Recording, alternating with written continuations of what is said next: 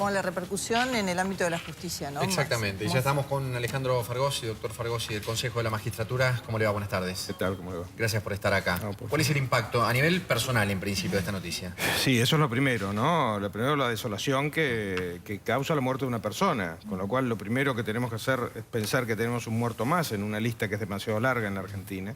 Y dar nuestro pésame, nuestra solidaridad a sus hijas, a su madre, a toda la gente que lo quería. Eso es muy grave y no nos lo tenemos que perder de vista, como tampoco tenemos que perder de vista que más allá de lo que haya pasado con la muerte, con el hecho específico de la muerte, lo cierto es que por lo menos desde que empezó la Guerra Fría, seamos francos, por lo menos desde que empezó la Guerra Fría se sabe que hay maneras de fingir un suicidio. Esto ha pasado con amigos del presidente de Estados Unidos, con amigos del presidente de Francia, en la Argentina. ¿Usted no cree que sea un suicidio? Y honestamente, yo por lo que conocí a Nisman y por lo que lo escuché en reportajes de hace horas, si hay algo que no tenía ganas aparentemente de hacer era suicidarse. Lo podemos decir en términos genéricos, lo que sí es seguro es que lo mató la investigación. Y en una investigación que no tenemos ni que olvidar, porque acá lo clave es no dejar de hablar de la imputación de Nisman a la presidenta para pasar a hablar de la realidad vital de Nisman. Claro. No tenemos ni que dejar de hablar, ni dejar de investigar en profundidad. Ese es si Nisman deja un legado en la Argentina, que lo deja, y yo creo que es un punto de inflexión en la historia judicial argentina, si Nisman deja un legado es, señores, yo llevé las cosas hasta sus últimas consecuencias, que es mi propia vida.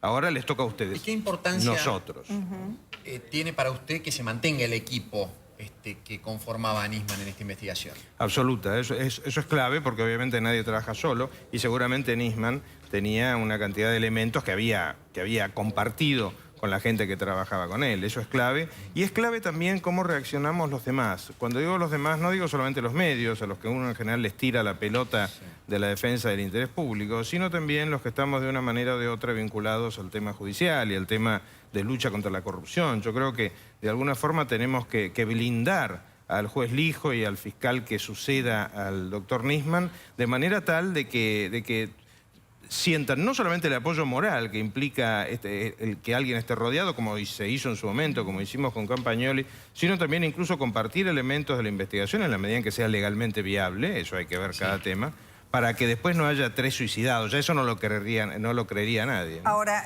¿cómo es el golpe en la justicia cuando usted dice hay que seguir, si deja un legado, justamente di mi vida y sigan ustedes? Pero ustedes...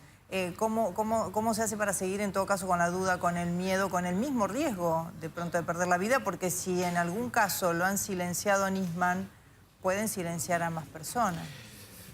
Digámoslo claro y sin anestesia. El que tiene miedo no puede ser parte del Poder Judicial. ¿Es humano tener miedo? Es humano tener miedo. Pero cuando uno desarrolla determinado tipo de actividades, policía, juez, fiscal, no tiene derecho a tener miedo. O por lo menos no tiene derecho a dejarse vencer por el miedo. Los españoles tienen una frase espectacular y es, miedo tengo, pero tengo más vergüenza que miedo. Claro. Pero después de una cosa así suena casi lógico que algunos puedan llegar a tener miedo. Que renuncie.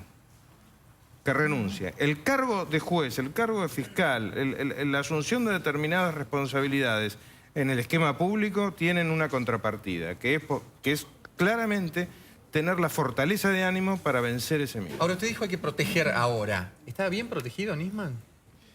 Y evidentemente no, evidentemente no. Lo que pasa es que, claro, un poco nuestra cultura general nos lo ha enseñado, tanto por lo que hemos vivido como por lo que uno lee o se entera de rebote. Es virtualmente imposible que una persona esté del 100% de su tiempo protegida. Nosotros nunca vamos a poder saber. Supongamos que se demuestra con un porcentaje alto de probabilidades que Nisman se suicidó. Sí. Que nunca va a ser absoluto, va a ser alto, no absoluto. Pero no sabemos qué disparó ese suicidio. Porque quizás le dijeron, mire Nisman, o usted se suicida o las que se mueren son sus hijas. Nunca lo vamos a poder saber. A propósito de la investigación, ahora ya hay un reemplazo de Nisman. Sí. ¿Está bien que sea un solo hombre que lo reemplace en este caso? Hay algunos sectores que estaban pidiendo un grupo de fiscales. Exactamente. Yo estoy convencido que esto tiene que ser un grupo por varias razones. Primero, porque se actúa de una manera más... Digamos, se produce una especie de repotenciación de la fortaleza individual de cada uno, se divide el riesgo y se empieza a hacer menos creíble este tipo de situaciones que, insisto, no han sido nuevas en la historia. No es la primera vez que aparece alguien suicidado. Si pasó en Claro. el primer mundo, es obvio que puede pasar entre nosotros. Con lo cual, lo ideal sería un equipo de fiscales que trabaje este tema. Luis, ¿querés hacer una pregunta a Fargosi? No, él decía, ¿cómo le va, doctor? Decía que el que tenga miedo que renuncie. Pero ¿qué hacemos con aquellos que están sospechados de ser amigotes del poder acusado de encubrir, doctor?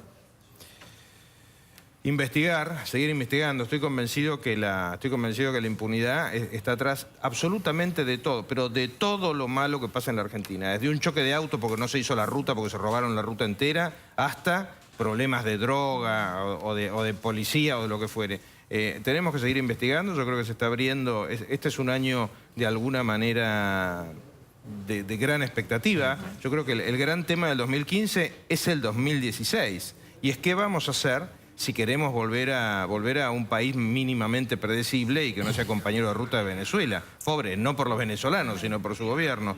La investigación de todos esos amigotes a los que se refiere Luis precisamente es algo que tarde o temprano va a llegar.